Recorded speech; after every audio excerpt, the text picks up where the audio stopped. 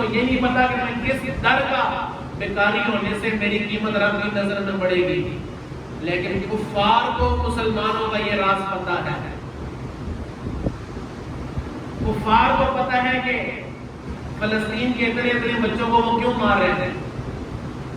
ان کے اندر وہ خوف ہے جو رشتہ ان بچوں کے اندر اپنے نبی کے ساتھ، ورنہ وہ چھوٹے بچوں کو اٹھا کے لے جا کے یہودی بھی تو کر ہی سکتے ہیں، لیکن ان کو پتہ ہے کہ اگر ہم اٹھا کے گھروں میں بھی لے گئے، جس خون سے یہ پیدا ہوئے ہیں، جو اذان ان کے کان میں پیدا ہوئے دے دی گئی ہے، وَأَشْهَدُ أَنَّ مُحَمَّدًا رَسُولُ اللَّهِ کی جو آواز ان کے کانوں میں آ گئی ہے، یہ اپنے نبی کے وفادار ہو کر کبھی بھی ہمارے سے کمزور نہیں ہو سکتا۔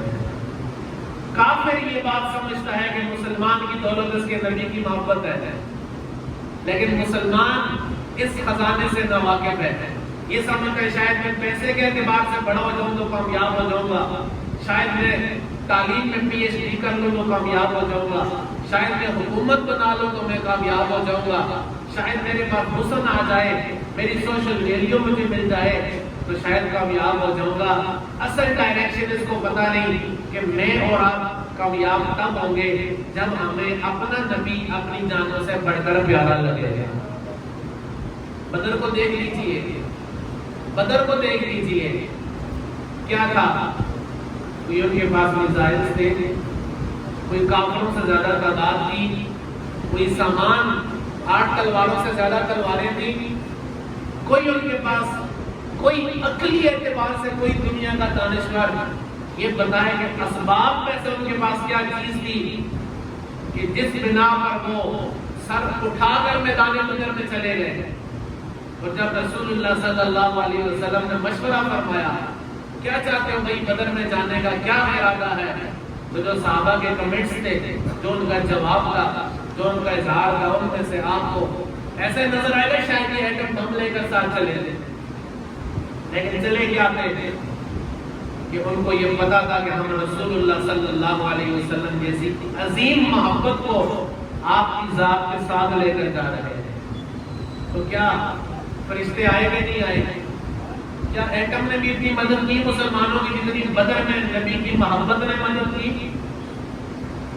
کسی جگہ پر جب یہ حب نبی دل میں رہی مسلمان نے کبھی بھی مار نہیں پائی، اور جب اس کے دل سے یہ ریلیکشن کم ہوا، جب اس کے دل میں یہ سوال آنے لگے خیر ہے اگر میری شکل نبی جیسی نہ ہوئی تب بھی کیا ہے، اگر میرے گھر کا نظام نبی کے حکم کے مطابق نبی کے گھرانے جیسا نہ ہوا تب بھی میں عاشق رسول ہی رہوں گا، میں جھوٹ بھی بولوں گا میں عاشق رسول ہی رہوں گا۔ خیر ہے، اسلام داڑھی میں کون سا اسلام ہے، پردے میں کون سا اسلام ہے، سچ میں کون سا اسلام ہے؟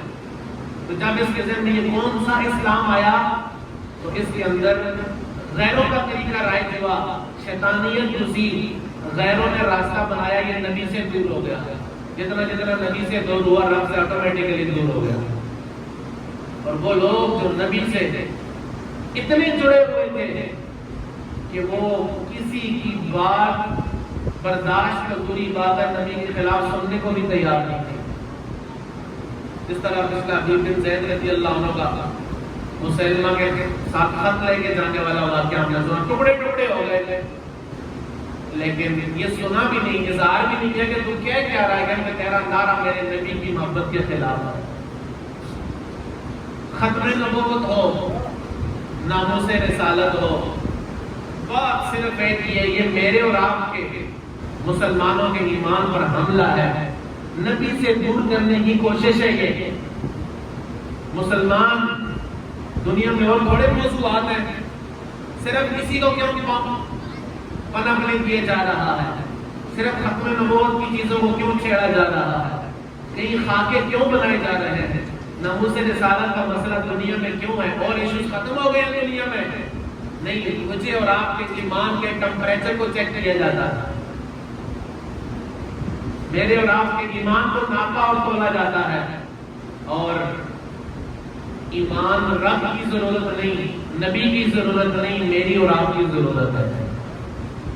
یہ نظام اسلام ہم بعض لوگوں سے ایسے سنتے ہیں کہ گویا جس طرح ہم نے اسلام کو اگر نہ تھاما تو اسلام کا کوئی والی وارث نہیں. اسلام رب کا دین ہے, اسلام رسول اللہ کا دین ہے صلی اللہ علیہ وسلم. میں اور آپ اس چھتری کے نیچے آ جائیں, اس نور کو دل میں بسا لیں تو دنیا میں بھی ذلت سے بچ جائیں گے, قبر و حشر میں بھی ذلیل ہونے سے بچ جائیں گے. یہ میری اور آپ کی سیفٹی ہے, نہ کہ ہم نے کوئی اسلام پر احسان کرنا ہے. اسلام تو تب بھی قائم رہا جب کعبے کے اندر 360 بت تھے. حضور علیہ السلام نے جب اسلام کی تبلیغ شروع فرمائی تب بھی اسلام قائم رہا. جب کیسر و کسرا بھی گر گئے تب بھی اسلام قائم رہا. اسلام نے قیامت تک قائم رہنا ہے کہ میرا اور آپ کا محتاج نہیں, میں اور آپ اسلام کے محتاج ہیں. اب یہ اسباب کیا ہیں, کن چیزوں نے ہمیں نبی سے دور کیا,